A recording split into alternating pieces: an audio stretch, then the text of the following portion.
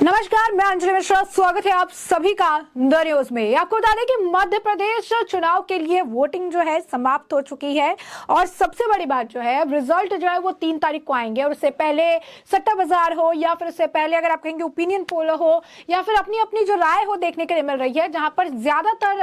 वक्त में अगर आप देखेंगे तो मध्य प्रदेश में बीजेपी का पलड़ा भारी नजर आ रहा है। इसी बीच राजदीप सरदेसाई जो है उनके द्वारा भी कहा गया है, उनके द्वारा भी अगर आप देखेंगे तो बयान दिया गया है और ये बयान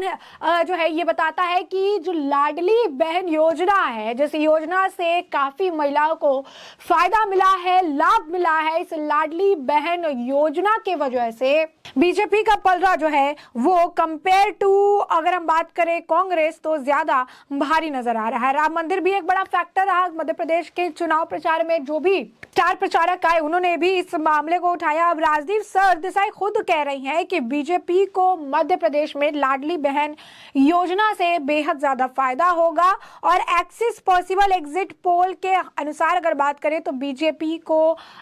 का जो आंकड़ा है वो कांग्रेस और बीजेपी के हिसाब से तो बीजेपी को बढ़ाकर बीजेपी के 112 से 116 सीटें मिल सकती है, जबकि कांग्रेस को 110 से 114 सीटें मिलने का जो अनुमान है ये बताया जा रहा है। तो साफ तौर पर देखेंगे तो ये बहुत बड़ी बात है कि अभी रिजल्ट की घोषणा होनी बाकी है। अभी से ही अगर कहेंगे राजदीप सरदेसाई जैसे भी पत्रकारों का मानना है कि किस तरीके से बीजेपी का पलड़ा भारी है। शिवराज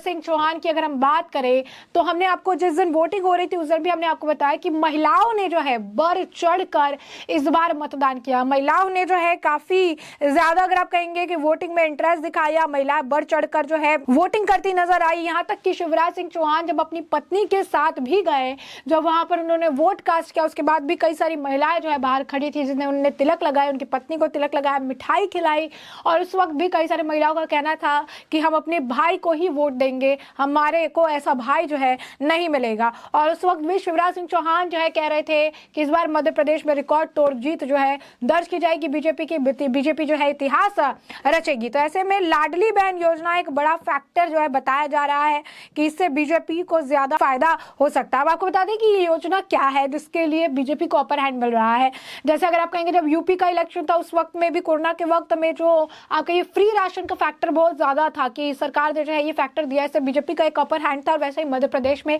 लाडली बहन योजना से बीजेपी का एक अपर हैंड देखने के लिए मिल रहा है। ये जो योजना है इसके तहत जो सरकार है वो प्रदेश के हर महिला के खाते में 1,000 रुपए ट्रांसफर करती है ताकि योजना के जरिए मिलने वाली रकम के जरिए महिलाएं खुद के और अपने बच्चों के स्वास्थ्य पर बेहतर तरीके से ध्यान दे पाए और अपने बच्चों के स्वास्थ्य पर बेहतर तरीके से ध्यान पाए और इस पैसों से अपने और अपने बच्चों के लिए दूध, फल, सब्जी की व्यवस्था कर सके या किसी अन्य काम में जो है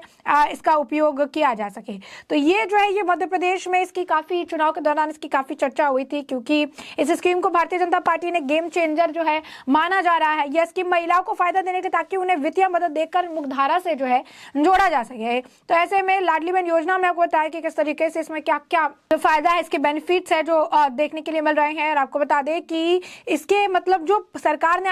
आने वाले 5 सालों में इस योजना के लिए 60,000 करोड़ रुपए तक खर्च करने का जो है ऐलान किया था। पात्रता जो है इसमें 21 वर्ष से कम और 60 वर्ष से अधिक नहीं होनी चाहिए, जिसके लिए जैसे स्कूल में कोई अगर पढ़ाई कर रहा है ये सारी चीजें, परिवार की आय 2.5 लाख रुपए प्रति वर्ष से कम होनी चाहिए, तो उन्हें जो है इस योजना का लाभ दिया जा रहा था। 5 जगहों से आवेदन करने की बात जो है बताई गई थी। दस्तावेजों की जो जरूरत पड़ रही थी, काफी बेसिक दस्तावेज थे जिनकी जरूरत पड़ रही थी। और ये जो योजना है ये बीजेपी के लिए मध्य प्रदेश में गेम चेंजर जो है बताया जा रहा है। लाडली बहन योजना जो है गेम चेंजर है, कांग्रेस की 11 गारंटी है, लेकिन लाडली बहन योजना का काफी ज्यादा फायदा बीजेपी को होता हुआ नजर आ रहा है। जैसे कि हमने आपको पहले भी बताया था कि काफी कुछ फैक्टर जो है इस चुनाव में रहे हैं, काफी कुछ मुद्दा जो है इस चुनाव में रहा है, मध्य प्रदेश से जुड़ा हुआ मुद्दा रहा है। और जिस दौरान अगर आप देखेंगे कि जैसे ही वोटिंग समाप्त हुई, महिलाओं ने बढ़ चढ़कर जो है वोट डाला, महिलाओं ने जो है भाई बहन का एक फैक्टर रखा और शिवराज को जो है लोग मामा भी कहकर पुकारते हैं, तो एक मामा वाला फैक्टर भी रहा।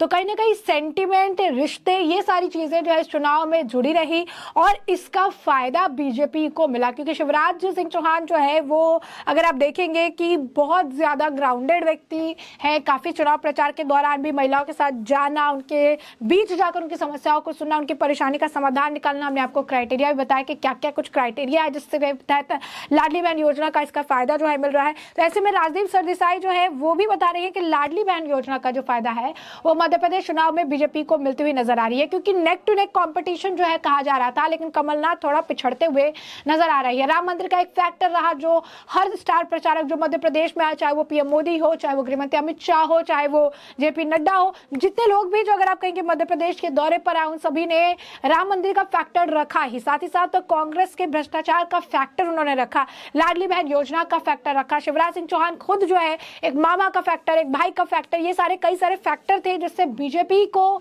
बढ़त जो है मिल रही है। और कहीं ना कहीं मध्य प्रदेश में बीजेपी की पोजीशन जो है काफी ज्यादा स्ट्रांग बताई जा रही है। और अब राजदीप सरदेसाई भी कहते हैं कि बीजेपी को 112 से 116 का जो आंकड़ा है वो मिल सकता है, कांग्रेस 110 से 114 पर सिमटती हुई नजर आ रही है। तो साफ तौर पर अगर आप देखेंगे तो बीजेपी का पलड़ा यहाँ भारी नजर आ रहा है और राजदीप सरदेसाई का भी ये मानना है। तो अगर आप देखेंगे कि बीजेपी के लिए जो बढ़त है ये काफी ज्यादा अहमियत रखती है। 3 दिसंबर को चुनाव के रिजल्ट आने वाले हैं, 5 अलग अलग राज्यों के विधानसभा चुनाव हुए हैं और कई जगहों पर बीजेपी की अगर आप कहेंगे पोजीशन स्ट्रांग बताई जा रही है। अब ये देखना दिलचस्प होगा कि आने वाले समय में यानी 3 दिसंबर को किसकी जीत होती है, मध्य प्रदेश हो या छत्तीसगढ़ हो या फिर अन्य राज्य हो, जहां पर राजस्थान हो, जहां पर अगर आप कहेंगे नेक टू नेक कॉम्पिटिशन बताया जा रहा था। लेकिन यहां पर अगर राजदीप सरदेसाई जैसे भी पत्रकार अगर ये कहते हैं कि बीजेपी जो है वो कांग्रेस को मात दे रही है कई योजनाओं की वजह से, किसी परियोजना की वजह से, तो ये वही अगर आप कहेंगे यूपी वाला सीन देखने के लिए मिल रहा है। क्योंकि यूपी में भी जब चुनाव था, जब चुनाव होने वाला था, वोटिंग हो रही थी, उस वक्त भी ये कहा जा रहा था कि जो राशन का मामला था, कोरोना के वक्त में फ्री राशन का जो मुद्दा था, ये बहुत बड़ा अहम मुद्दा था, जिस मुद्दे को लेकर बीजेपी को बम्पर वोट जो है मिले थे। और आखिरकार सत्ता में जो है बीजेपी जो है काबिज हो पाई। बीजेपी की जो वापसी है सत्ता में हुई उत्तर प्रदेश में, इसके पीछे एक बहुत बड़ा कारण अगर आप देखेंगे तो फ्री राशन योजना जो थी। और ऐसे में अब कहा जा रहा है कि मध्य प्रदेश में भी बीजेपी की रिपीट करने यानी बीजेपी की वापसी को लेकर लाडली बहन योजना जो है एक अहम रोल निभाती नजर आएगी। यानी मध्य प्रदेश में कमल खिलने के आसार जो है लगातार जो है बढ़ते जा रही है। यानी जितनी जो आप कहिए कि नजदीक रिजल्ट की डेट आ रही है, उतनी ज्यादा अगर आप कहेंगे कि प्रेडिक्शन जो है वो मजबूत बीजेपी के लिए दिखाई दे रही है। यही नहीं, कमलनाथ जब कह सकते हैं वोटिंग समाप्त हो गई उसके बाद उनको कांग्रेस की बौखलाहट थी, क्योंकि कई जगहों पर कांग्रेस के बूथ बिल्कुल खाली थे, कोई व्यक्ति नजर नहीं आ रहा था, किस तरीके की वोटिंग जो है वहां नजर नहीं आ रही थी। कमलनाथ कह रहे थे कि नहीं, इन्होंने दारू डिस्ट्रीब्यूट किया, इन्होंने चिकन डिस्ट्रीब्यूट किया, इस वजह से कहीं ना कहीं बीजेपी जो है वो इस तरीके से वोट ले रही है। तो कहीं ना कहीं अगर जीत के आसार ज्यादा होते हैं तो विपक्षी पार्टी की तरफ से ईवीएम का रोना, अगर आप कहेंगे फ्रीबीज का रोना, ये कई सारे रोना जो है वो चलना स्टार्ट हो जाता है। और कमलनाथ के उस तरफ जिस तरीके से बयानबाजियां शुरू हो गई, तुरंत वोटिंग जब खत्म होने के कगार पर थे, उससे ये भी समझ आने लगा कि कहीं ना कहीं कांग्रेस को भी समझ आ गया है कि वो अपना ग्राउंड लूज कर रही है, क्योंकि बूथ पूरी तरीके से आप कहिए खाली था, यूं कहिए बूथ पर भूत नाच रहे थे, कोई भी नहीं था वहां पर। और वही दूसरी तरफ बीजेपी की तरफ महिलाओं की लाइन, बम्पर लाइन लगी हुई थी, महिलाओं ने बढ़ चढ़कर वोट दिया। 80% के अराउंड जो है वोटिंग हुई है, जिस मतदान का कह सकते हैं प्रयोग जो है किया गया है। और इसी वजह से कहा जा रहा है कि कहीं ना कहीं महिलाओं ने जो बढ़ चढ़कर वोटिंग की है, इसका काफी ज्यादा फायदा यूं कहिए कि ज्यादातर जो वोटिंग हुई है वो हो सकता है कि बीजेपी के लिए हो, क्योंकि लाडली बहन योजना ने महिलाओं को काफी ज्यादा फायदा पहुंचाया। हमने आपको एक अमाउंट भी बताया कि इस अमाउंट 1000 रुपए जो है पर मंथ इनके अकाउंट में क्रेडिट होते, ताकि वो अपने हेल्थ, अपने बच्चों के हेल्थ के लिए ध्यान रख सके, उनके लिए खाना पानी या फिर कहिए कि जो दूध फ्रूट्स हैं उनका इंतजाम कर सके। तो इसका जो है बीजेपी को अपर हैंड मिल रहेगा। तो ऐसे में अब 3 दिसंबर को